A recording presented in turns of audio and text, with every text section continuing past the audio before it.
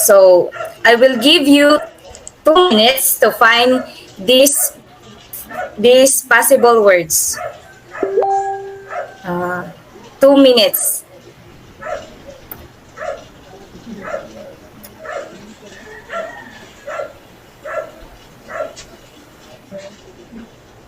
Your 2 minutes starts now.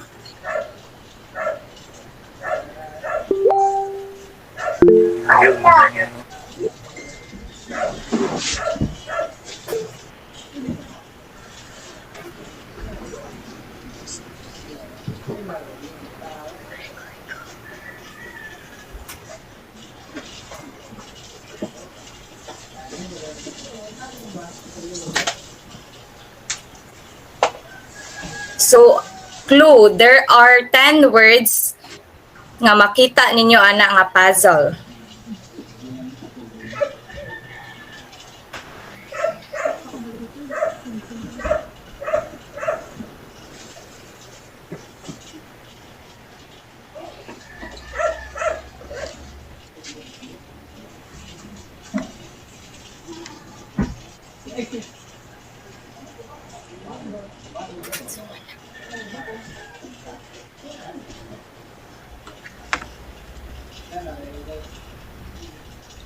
Okay, si Jason Mulato.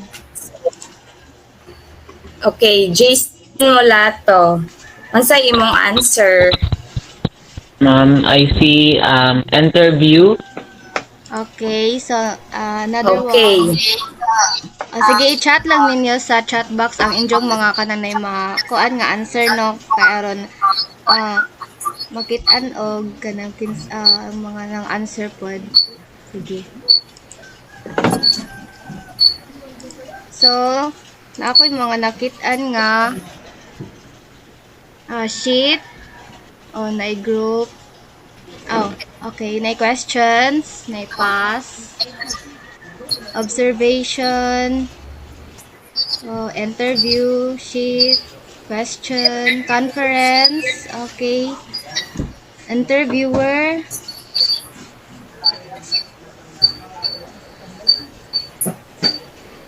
sa po yung mga nanga-answer, no? So, we prepared 10 questions na, 10 words na siya tanan, okay, nga, Words. makit-an diha nga mo ang Sige. prepared, no? So, mao ni mga words nga makita nimo sa puzzle. Okay.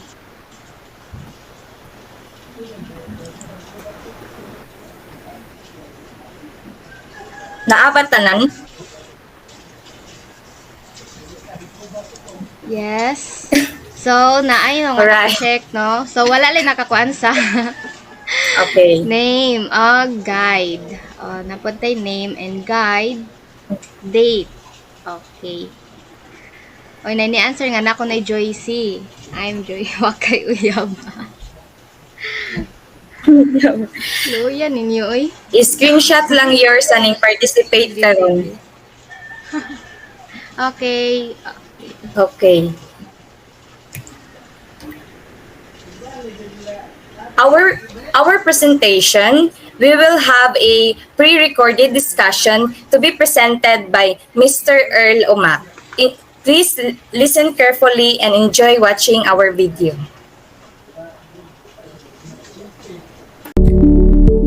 Welcome to Group 11 Virtual Discussion.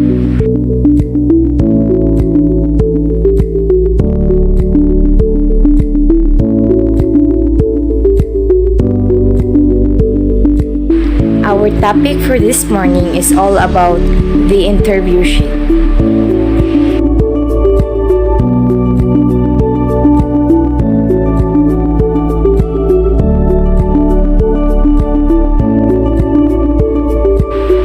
Learning objectives. First, define the interview sheet. Second, understand the purpose of interview sheet. And the third one, construct an interview sheet.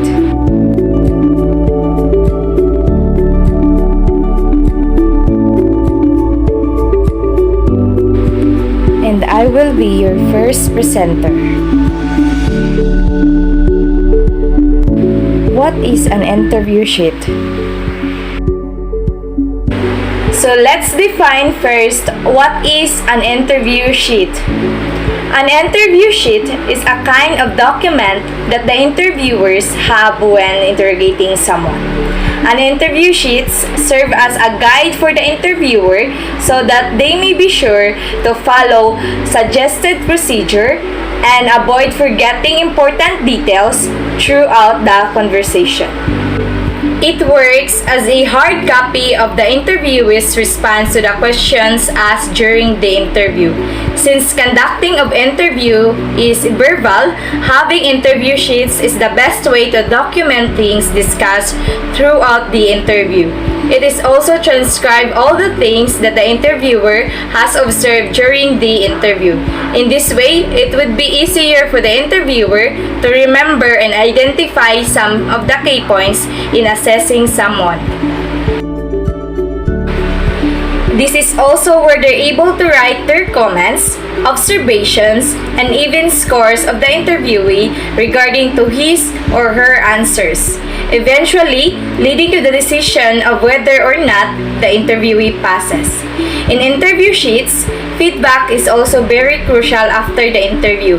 That's why it is important that you leave a space where you may record your thoughts, comments, make observations, and even give the students a score based on how he or she responded. Interview sheets is one of the observations-based assessment tools that is also called conference recording form. Interview sheets consist of all list of questions that teachers intends to ask and space for recording the students' answers. Interviews allow for a more targeted assessment. It helps the teacher to have an in-depth understanding of students' learning.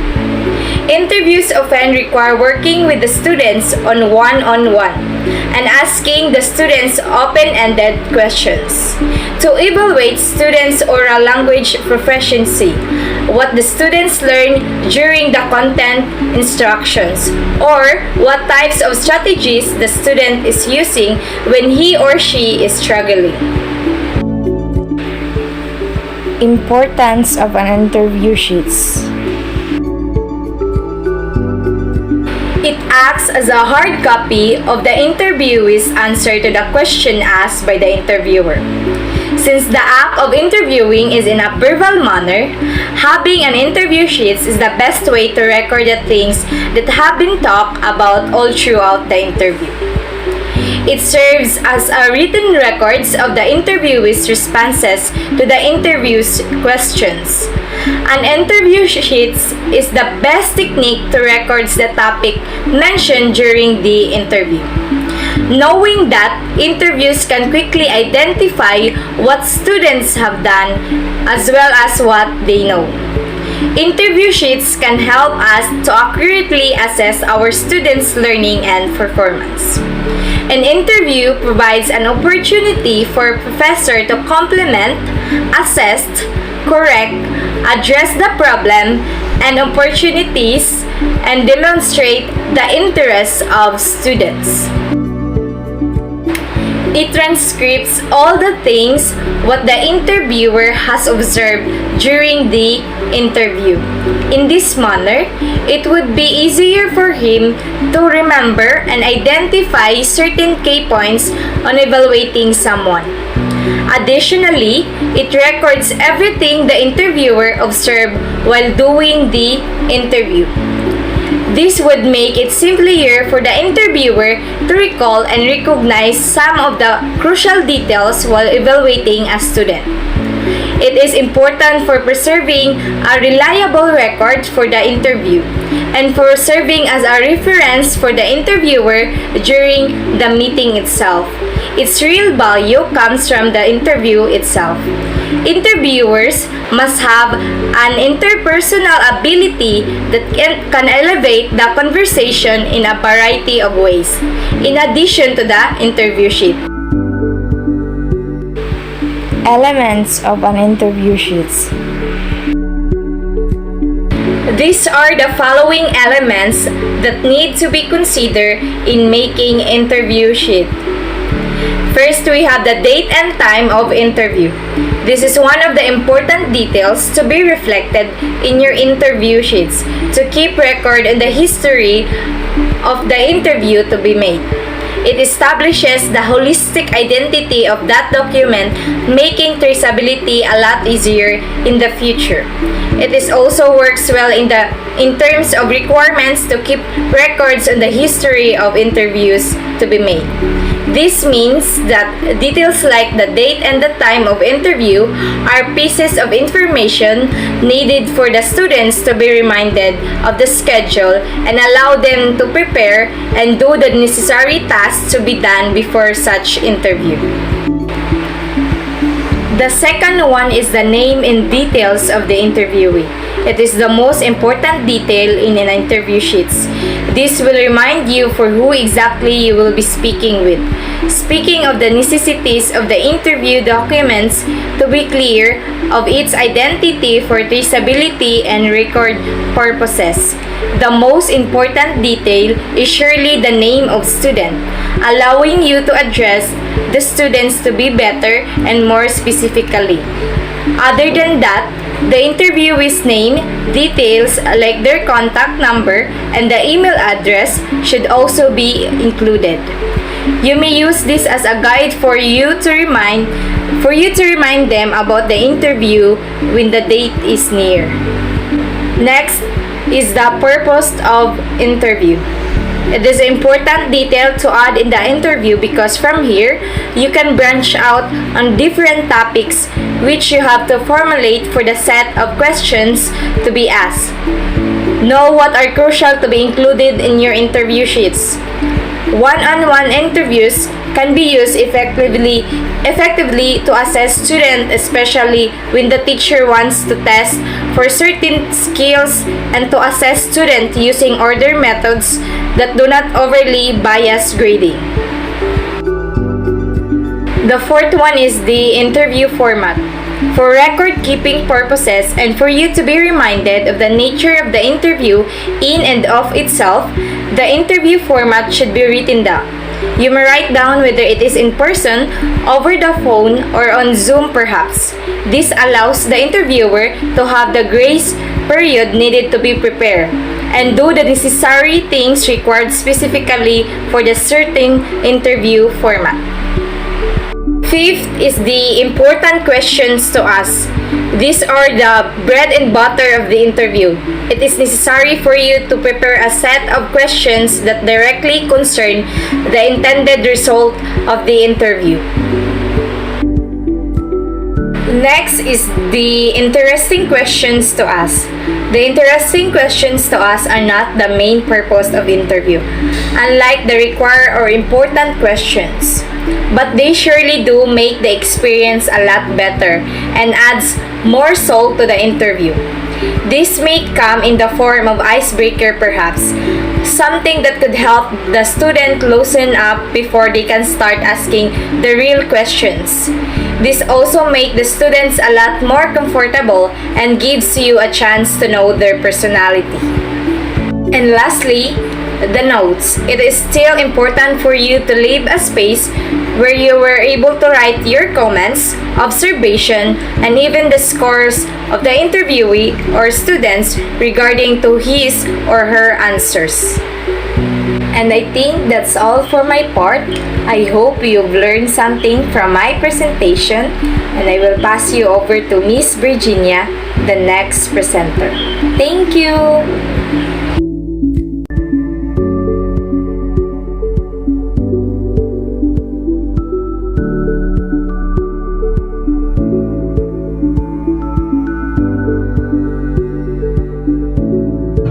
Good day everyone, I am Maria Virginia Rafael Esbotcon, and for today I will be talking about how to construct an interview sheet, formulate a question in an interview sheet, give you some examples of an interview sheet, the different types of an interview sheet, and summarize the whole topic. So, alright, since my partner Joyce Mingito already talked about what is interview sheet, its elements and importance, so let's proceed on how to construct an interview sheet. So first, there are only a simple step in constructing an interview sheet. So first, we list the details of the interviewee, such as the name of the interviewee, the date of the conduct of interview, the name of the interviewer, and others. So example like the age, the sex of the interviewer, and other details that you need for your interview. And second one, we have to list down the questions related to the purpose of the interview. So it's important that the questions must be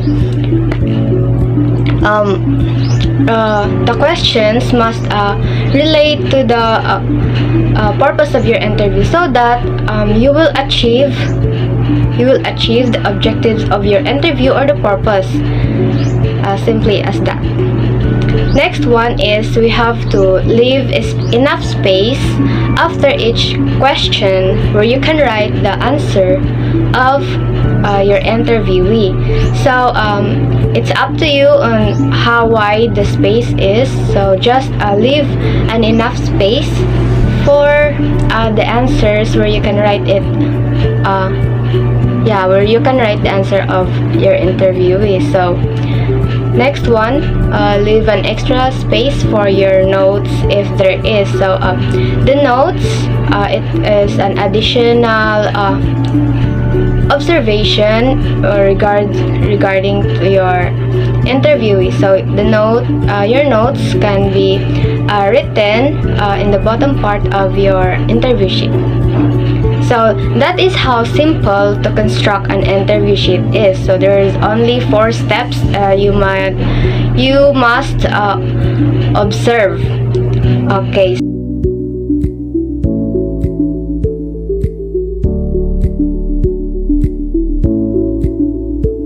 Okay, so we have the next one. We have how to formulate a question in an interview sheet. So here are a few things to take note in formulating a question in an interview sheet. So first, an interviewer must think of a larger scale of topic questions and should outline and cluster the questions that are relevant to the purpose of the interview. So what I mean in these questions, these topic questions, is the questions that you are seeking answers to from the interviewee. Okay, so these questions must be in connection to the purpose, of course, and follow-up questions must be relevant too. It should be connected to the first question or the main question. And most especially, questions must be structured in a simple way. It must not confuse the interviewee. So, create a question that is understandable to the interviewee or to the student, so that they can easily understand the question and give you possible answers, the best answers. Okay, so next one, there must be an overview of the entire interview. Okay, so the next one is you choose questions that are based on the level of the interviewee's field of expertise, and because this will help determine how skilled and experienced your student is. Okay, your questions must be based on their level of expertise, like in the majoring in math, so you question them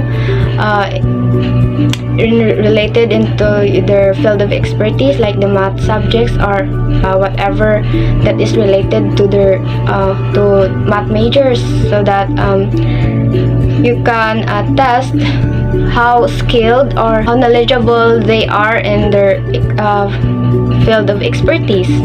And then next one is An interviewer must be careful with the choice of words. It is so that the interviewee won't be confused and could answer the questions as honestly as possible, and also so that so as not to offend the interviewee. And next, probing questions is highly recommended. It is preferable to always start with hows rather than whys. And next one, there must be an alternative question. So if ever the interviewee won't be able to answer one question, then you must have prepared an alternative question. Okay, and then lastly, last questions must provide a positive closing tone toward the interviewee. Okay, so that is the things that a few things to take note in formulating a questions in an interview sheet.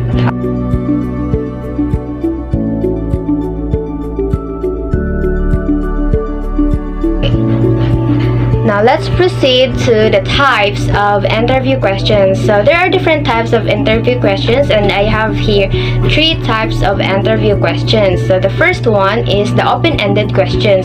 So we already know what open-ended questions is. So they are the one that is not only answerable by yes or no, meaning that the interviewee has to elaborate on their answers.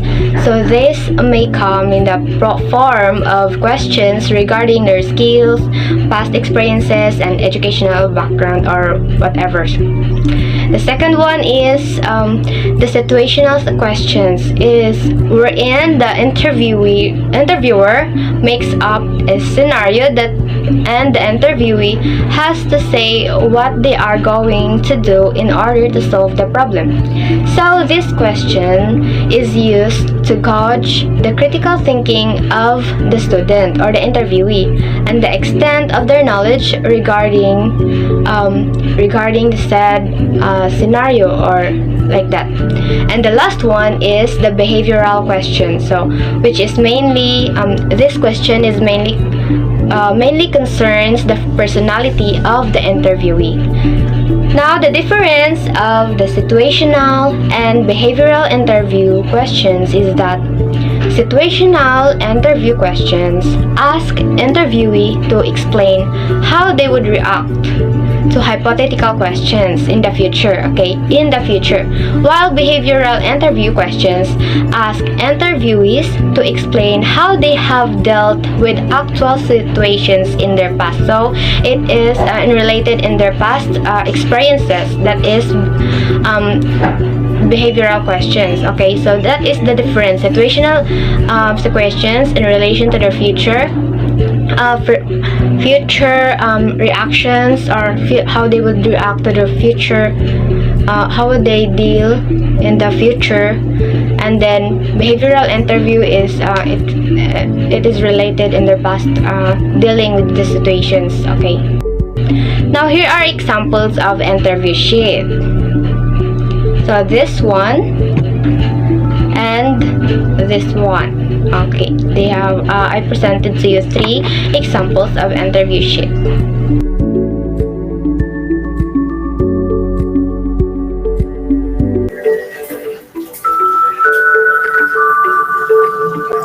Okay, so I'm requesting Mr. Earl to please pause. Okay.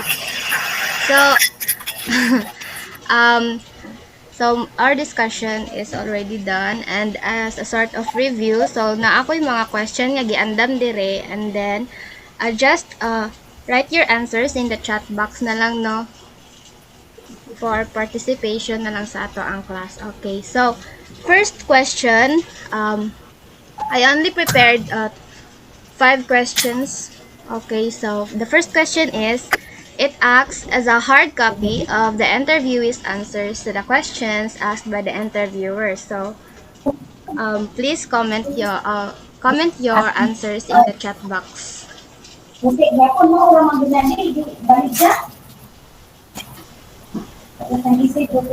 Para ma-assess na ko og naminaw gid mo tarong. Okay. I see answers no. So, na ay mga ni-answer og interview sheet. Interview sheet. Interview sheet. Okay. Okay, so, Mr. Earl, kanang pwede na nimo play. Para makita na to ang answer. Ang answer niya is interview sheet. Okay, so check no. Next one. Binaw din kita sa answer ma. Okay. Next one.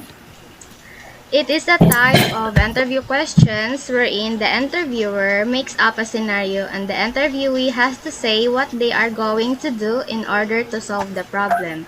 Okay. Nani sa part na ko no nga nga question. Sige.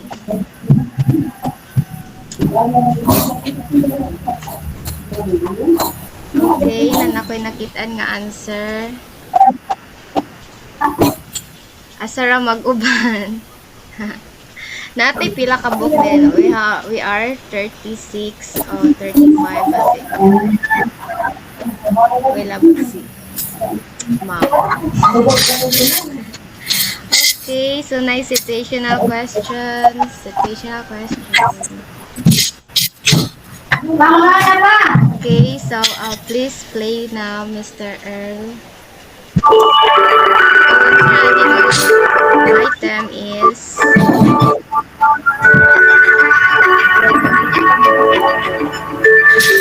situational question. So, naka-check na po. Sana all naminaw.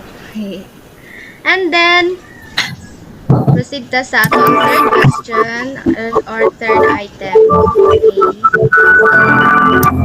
So, this is one of the important details to be reflected in your interview sheet to keep record in the history of interview to be made. So, naihid ani, it is an element of an interview sheet. Okay, you can now comment your answers in the chat box.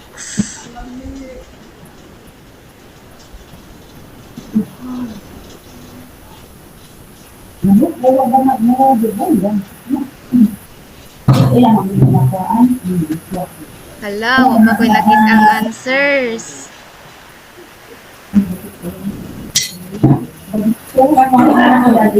Okay. May nakita ang answer. Okay.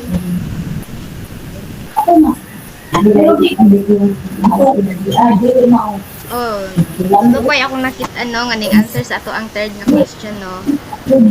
But na. Comment lang inyong answers.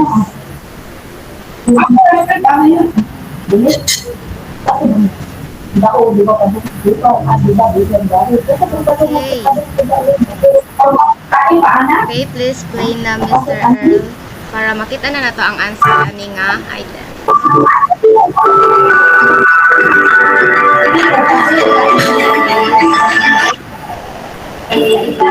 Date and time of interview. Yay! So, naka-check na po sila.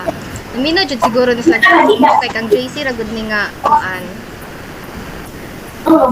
part. So, next fourth question. It is a structured conversation.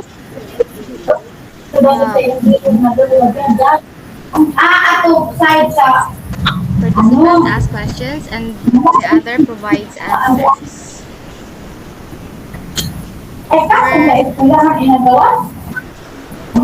Verb 1 eh, okay? So, it is a structured conversation where interviewer ni si Ja ask questions. Okay, where okay, so na yung mga answers or simple ra kayo ni siya. Charog di ni ka-answer ani. Okay. So, please play na Mr. Earl. Ano niya is? The right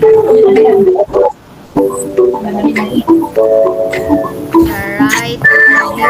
Very good. And the last one. So it is an important detail where you can branch out on different topics which you have to formulate for the set of questions to be asked. Okay. So, comment your answers lang, guys.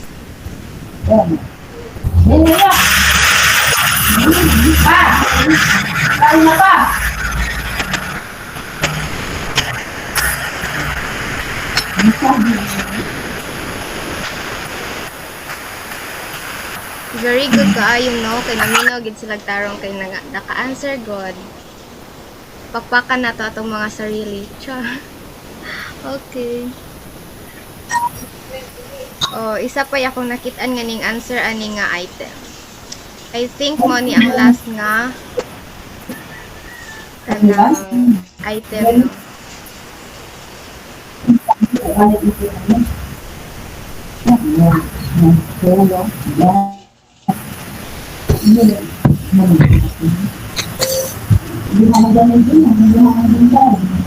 Okay, so ano mo answer? So, please play na Mr. Earl.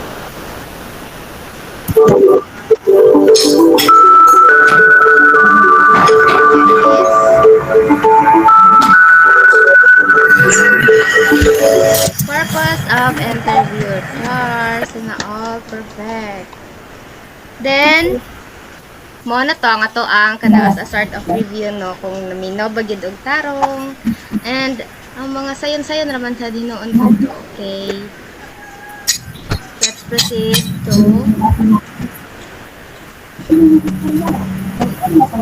the next one. So please play na Mr.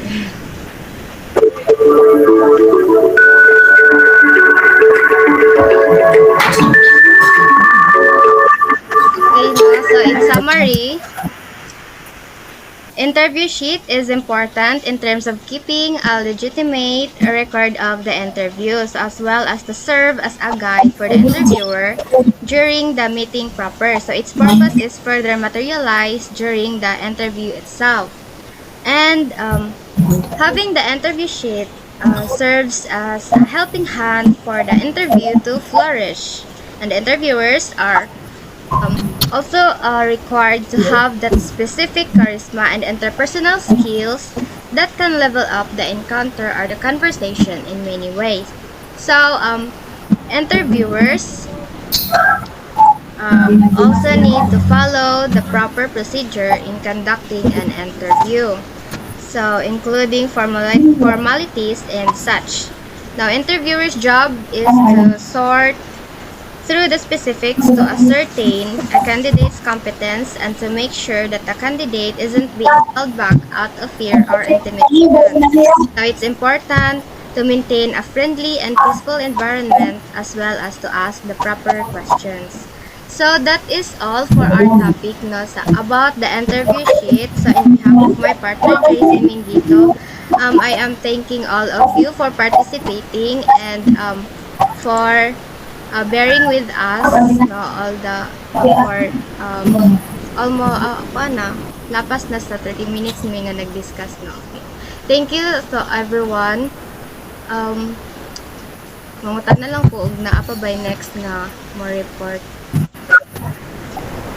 Thank you also to Mr. Earl for presenting our kanang na presentation.